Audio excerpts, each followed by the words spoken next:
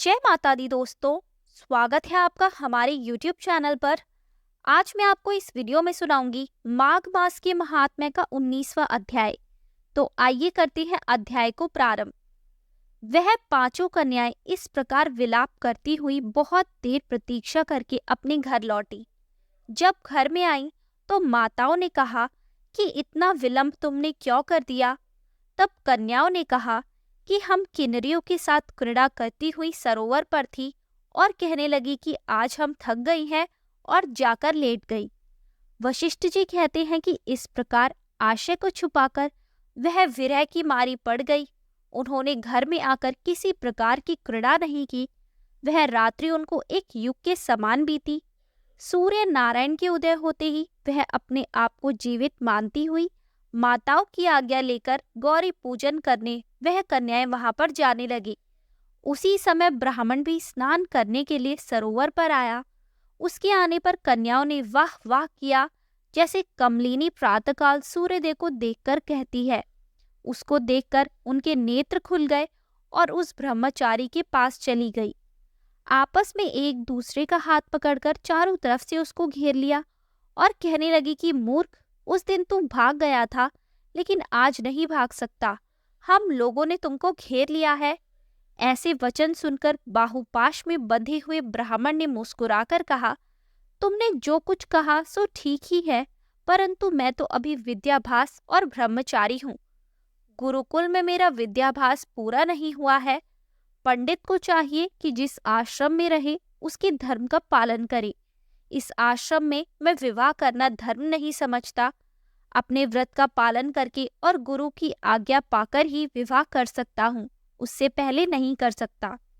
यह बात सुनकर वह कन्या इस प्रकार बोली जैसे वैशाख मास में कोयल बोलती है।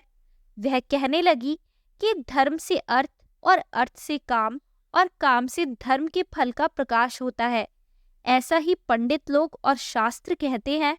हम काम सहित धर्म की अधिकता से आपके पास आई हैं, सो आप पृथ्वी के सब भोगों को भोगिए। उस ब्राह्मण ने कहा कि तुम्हारा वचन सत्य है, किंतु मैं अपने व्रत को समाप्त करके ही विवाह कर सकता हूँ, पहले नहीं कर सकता। तब वे कन्याएं कहने लगी कि तुम मूर्ख हो। अनोखी औषधि, ब्रह्म बुद्धि, रसायन सिद्धि, अच्छे कुल की सुंदर नारियां तथा मंत्र जिस समय प्राप्त हो तब ही ग्रहण कर लेना चाहिए। कार्य को टालना अच्छा नहीं होता। केवल भाग्य वाले पुरुष ही प्रेम से पूर्ण, अच्छे कुल से उत्पन्न, स्वयं वर चाहने वाली कन्याओं को प्राप्त होते हैं। कहाँ हम अनोखी नारियां, कहाँ आप तपस्वी बालक। यह बेमेल का मेल मिलाने में विधाता की चतुराई ही है। इस कारण आप हम लोगों के साथ गंधर्व विवाह कर ले। इनके ऐसे वचन सुनकर उस धर्मात्मा ब्राह्मण ने कहा कि व्रती रहकर इस समय विवाह नहीं करूंगा, मैं स्वयंवर की इच्छा नहीं करता।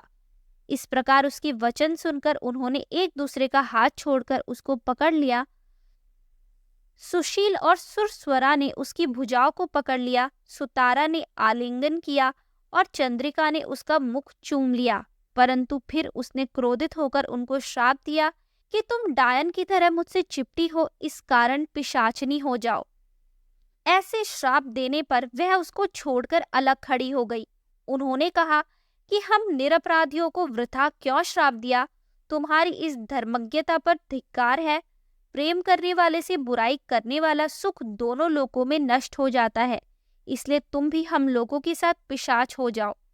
तब वे आपस के क्रोध से उस सरोवर पर पिशाच पिशाचनी हो गए और बस पिशाच पिशाचनी कठिन शब्दों से चिल्लाते हुए अपने कर्मों को भोगने लगे। वशिष्ठ जी कहने लगे कि हे राजन, इस प्रकार वह पिशाच उस सरोवर के इधर उधर फिरते रहे। बहुत समय पश्चात मुनियों में श्रेष्ठ लोमश ऋषि पौष शुक्ल चतुर्दशी को उस अछूत सरोवर पर स्नान करने के लिए आए। जब क्षुधा से दुखी इन पिशाचों ने उनको देखा तो उनकी हत्या करने के लिए गोल बांधकर उनको चारों तरफ से घेर लिया। वेदनिधि ब्राह्मण भी वहां पर आ गए और उन्होंने लोमश ऋषि को साष्टांग प्रणाम किया। वे पिशाच ऋषि के तेज के सामने ठहर न सके और दूर जाकर खड़े हो गए। वेदनिधि हाथ जोड़कर लोमश ऋषि से कहने लगे कि भाग्य से ही ऋषियों के दर्शन होते हैं। फिर उन्होंने गंधर्व कन्या और अपने पुत्र का परिचय देकर सब वृतांत सुनाया और कहा कि हे मुनिवर, यह सभी श्राप मोहित होकर आपके सम्मुख खड़े हैं। आज इन बालकों का निस्तार होगा, जैसे सूर्यदेशी अंधेरे का नाश हो जाता है।